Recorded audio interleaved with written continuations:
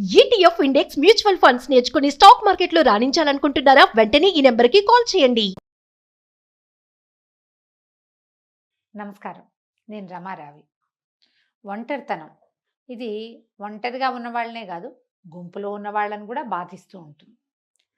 మన భావాలు ఇతరులు అర్థం చేసుకోరు. మనకంతా సమాజం, కుటుంబ సమాజం ఉన్నా, ఆఫీసులో జనం ఉన్నా, స్నేహితులు ఉన్నా కూడా మనకు భావాలు వాళ్ళకి అర్థం కావు. మన బాధ ఏంటో వాళ్ళకి అర్థం కాదు, అర్థం చేసుకోరు. ఇతరులకి అర్థం కాని బాధలు ఉన్నప్పుడు మనకి మనం ఒంటరిగా మిగిలిపోయామని అనిపిస్తుంది. ఎవరు నన్ను అర్థం చేసుకోవట్లేదు, నాతో ఎవరు అడుగు కలిపి ముందుకు రావటం లేదు, నేను చెప్పింది వింటలేదు, సహాయంగా ఉండట్లేదు. ఇలాంటి భావాలు మనకి జీవితంలో చాలాసార్లు కలుగుతాయండి. చాలా సడన్గా ఒంటరిగా అయిపోయామనిపిస్తుంది.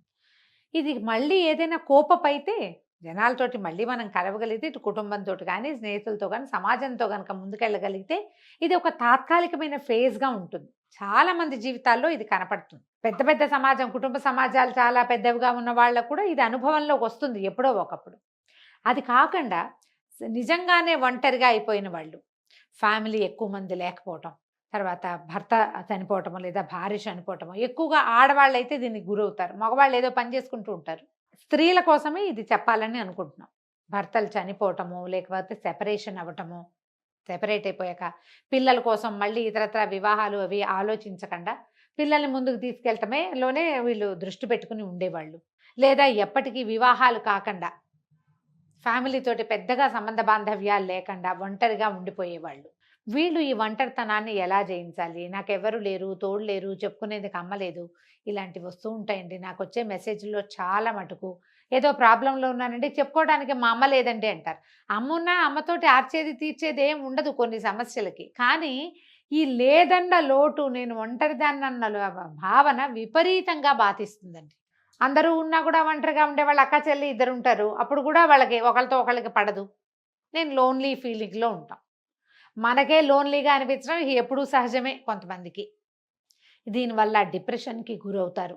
క్రమంగా ఏమవుతుంది, సమాజం మీద అయిష్టం వచ్చేసి పోట్లాట కోరులుగా తయారయ్యే వాళ్ళు కొంతమంది అన్నిటికీ పోట్లాడతారు. చెప్పుకునేందుకు దిక్కులేకపోవటం వల్ల చివరికి పోట్లాట కోరుతనం వస్తుంది, డిప్రెషన్ వస్తుంది, మానసిక సమస్యలు చాలా రకాలు వస్తాయి.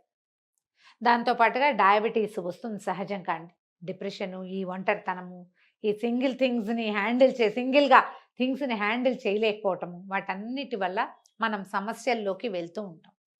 ప్రధానంగా మనం ఒకటి అర్థం చేసుకోవాలండి, లోకంలోకి మనం ఒక్కళ్ళమే వచ్చాం, మనతో పాటు ఎవ్వరూ రారు. వెళ్ళేటప్పుడు కూడా మనం ఒంటరిగానే వెళ్తాం. మనం పెంచి పోషించిన సమాజం ఏది మనతోటి రాదు, మనం సంపాదించింది రాదు, మనం పెంచిన వాళ్ళు రారు, మన పుట్టించిన వాళ్ళు రారు, మనమే వెళ్తాం. ఈ మధ్యలో ఉన్నదే డ్రామా అంతా అండి. ఫస్ట్ ఆఫ్ ఆల్ నేను ఒంటరిదాన్ని అనే భావాన్ని జయించండి మీరు. అందరికీ జీవితం ఒకే రకంగా ఇవ్వదు, ఒక్కొక్క జీవితం ఒక్కో రకంగా ఉంటుంది. మన రకం ఇది. మనం పిల్లల్ని పెంచుకుంటున్నాం అనుకుందాం. పిల్లల్ని పెంచుకునేటప్పుడు పిల్లలు కొంత పెరిగే వరకు వాళ్ళు మనతోటి ఉంటారు.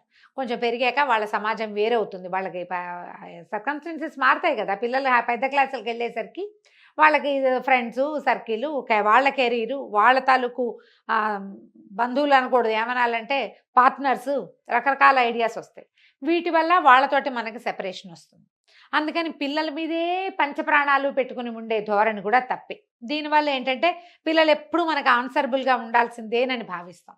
ఓపెన్ అవుతుందా? వాళ్ళు ఆన్సరబుల్గా ఉండాల్సిందని మనం పిల్లల వెంబడబడి పిల్లలు తోకపుచ్చుకొని వెళ్తూ ఉంటాం.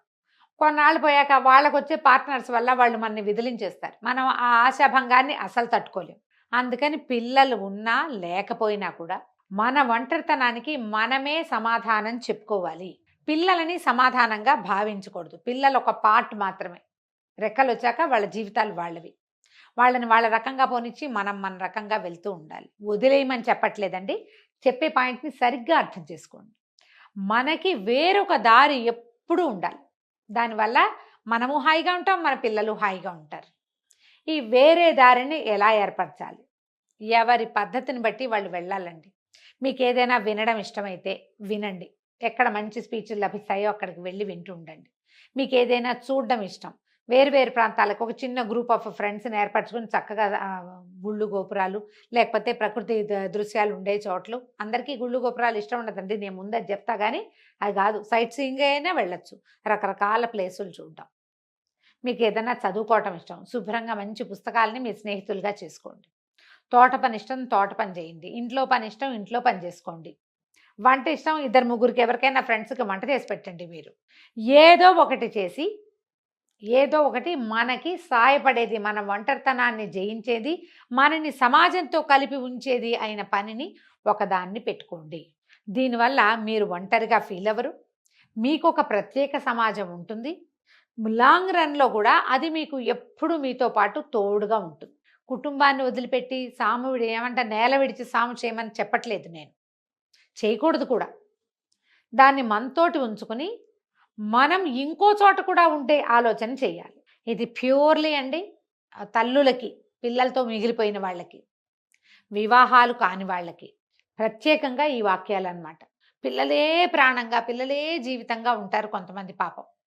ఎంతసేపు వాళ్ళు ఫారెన్లో ఉంటే వీళ్ళు రాత్రుళ్ళు నిద్రపోరు, రాత్రంతా మెలకుగా కూర్చొని అక్కడ ఉన్న పిల్లలతోటి వాళ్ళ జీవితాన్ని అంతా తెలుసుకోవడానికి ప్రయత్నం చేస్తారు. వాళ్ళ పార్ట్నర్స్ ఒప్పుకోవాలి కదండి, అవతల పిల్లల తాలూకు భర్తలో భార్యలో ఒప్పుకోవాలిగా. మనం వాళ్ళ ప్రైవసీని దెబ్బతీస్తామని మనకు అనిపించదు. మన సాటిస్ఫాక్షనే మనకు అలవాటు కదా.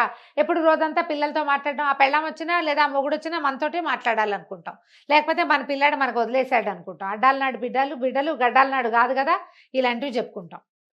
అది కాదండి, అది తప్పు. అలా చేయకూడదు అసలు. ఈ రోజున అస్సలు చేయకూడదు. దీంట్లో మీరు ఏమైనా వృద్ధాశ్రమాలకు వెళ్ళొచ్చు, ఏదైనా చైల్డ్ కేర్ సెంటర్కి వెళ్ళొచ్చు, ఏదైనా ప్లే స్కూల్స్కి వెళ్ళొచ్చు, శుభ్రంగా చక్కగా పని చేసుకోవచ్చు. మీకు ఎక్సర్సైజ్లు యోగాలు ఇంట్రెస్ట్ ఉంటే అవి చేసుకోవచ్చు. ఏదైనా చేయండి. మీ అమ్మా నాన్నని చూసుకోండి, మీ అక్క చెల్లెళ్ళని చూడండి, మీ కజిన్స్ని చూడండి. ఎవరో ఒకళ్ళతోటి మీ సంబంధ బాంధవ్యాల్ని విస్తరించుకునే ప్రయత్నం చేయండి. నాకు అమ్మ లేదు చెప్పుకునేందుకు, నాన్న లేడు ఆలోచన చేయకండి. ఎవరికి అందరికీ అమ్మా నాన్నలు ఉండరు. ఉండేవాళ్ళు అదృష్టవంతులు, వెళ్ళాల పెట్టి పుట్టారు. మనకు లేకపోతే మనకి అమ్మా నాన్న, మన సంగతి మనమే చూసుకోవాలి. ఇలా ఆలోచించి మీ ఒంటరితనాన్ని పక్కకి తొలగితీయండి. నేను ఒంటరిని అనేది శాశ్వతమైన భావన అండి, అందులో నుంచి మనం బయటపడలేం. కానీ సమాజాన్ని మనతో ఉంచుకునే ప్రయత్నం మాత్రం మనం ఖచ్చితంగా 100% చేయొచ్చు. అలా చేయడానికి ట్రై చేయండి. మీ అక్క చెల్లెలతోటో, అన్నదమ్ములతోటో సంబంధ బాంధవ్యాలు, ఆస్తుల వల్ల కావచ్చు, వివాహాల వల్ల కావచ్చు, ఏదైనా సమస్యలు కావచ్చు, దేంతో ఒక దాంతో మనకు వాళ్ళతో సెపరేషన్ వచ్చేస్తుంది. అప్పుడు మనకి దగ్గరలో ఉన్న వాళ్ళతోటి మనం స్నేహ సంబంధాలు నెరిపితే గనక ఆ లోటు పూర్తిగా తీరదండి, లోటు పోదు పూర్తిగా, కానీ గ్యాప్స్ కవర్ అవుతాయి కొంత. ఆ గ్యాపులు కవర్ చేసుకొని ఈ ఒంటరితనం అనే బ్రహ్మరాక్షసికి చిక్కకండి మీరు. దానికి చిక్కితే నేను ముందే చెప్పా కదా, బోల్డని రకాల సమస్యలు వచ్చేస్తాయి.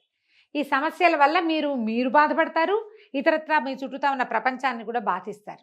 అందులోకి వెళ్ళకుండా ఒంటరితనాన్ని జయించడానికి ఏం చెయ్యొచ్చో చూడండి. ఇందులో అసాంఘిక కార్యక్రమాలకి వాటికి పాల్పడద్దు, అనైతికమైన చర్యలకి దిగద్దు. పూర్తిగా సాంఘికమైనది, నైతికమైనది, మనకి ఇహానికి పరానికి కూడా ప్లస్ అయ్యేది ఏదైనా ఉంటే వాటిని సెలెక్ట్ చేసుకుని వాటితోటి మీ ఒంటరితనాన్ని దూరం చేసుకోండి. ఆలోచించి చూడండి. నమస్కారం. సుమన్ టీవీలో మీ పర్సనల్ అండ్ బిజినెస్ ప్రమోషన్స్ కోసం కింది నెంబర్కి కాంటాక్ట్ చేయండి.